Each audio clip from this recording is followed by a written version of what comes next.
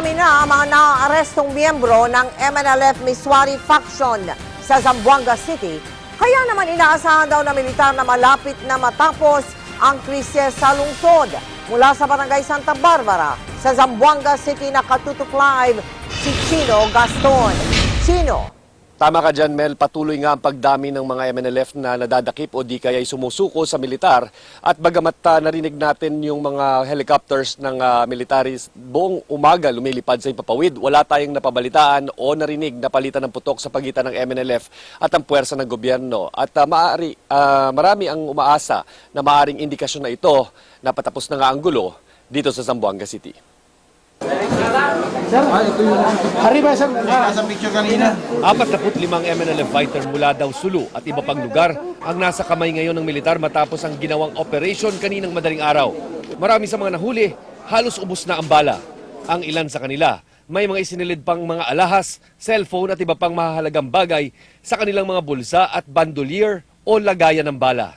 Hinala ng militar, galing ang mga alahas sa kanilang naging hostages o di kaya mula sa mga bahay na puwersahang pinasok ng MNLF. Ilang pang hostages ang nailigtas din ng militar, kabilang na ang isang magkasintahan. Kabila siya. Kahapon, dinatayang 35 MNLF ang nahuli rin, kabilang na ang pamangkin ni MNLF Founding Chairman Nur Miswari na si Iner Miswari at isang babaeng MNLF commander na si Misbah Balaji. Dinala sila sa Zamboanga City Police para sumailalim sa booking procedures. Nakapiring at nakatali ang mga rebelde bilang pag-iingat sa seguridad at dahil naubusan na rin daw ng posas ang mga pulis at sundalo. Hanggang kaninang umaga nga, patuloy pa ang PNP Zamboanga sa pagproseso ng mga nahuling MNLF.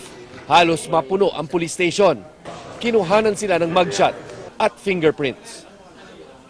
Ang iba namang sugatan, binigyan ng stretcher at isinakay sa ambulansya.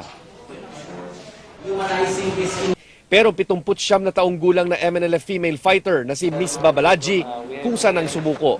Ang leader mula sa CI Zamboanga Sibugay umaming na loko sa pagpunta sa Zamboanga City. Giingan nila ko karaban. Pag humandaw sa karaban na ay hinabang ihatag gikan sa mga pukot o mga materiya sa agalagal. Ibuang lang ko. Pero naniniwala pa rin ang militar na may patuloy pa rin lumalaban tulad ni Ustad Jabir Malik na nasa loob ng conflict area. 2 sundalo pa nga mula sa Philippine Marines ang nasawi sa isinagawang operation kagabi.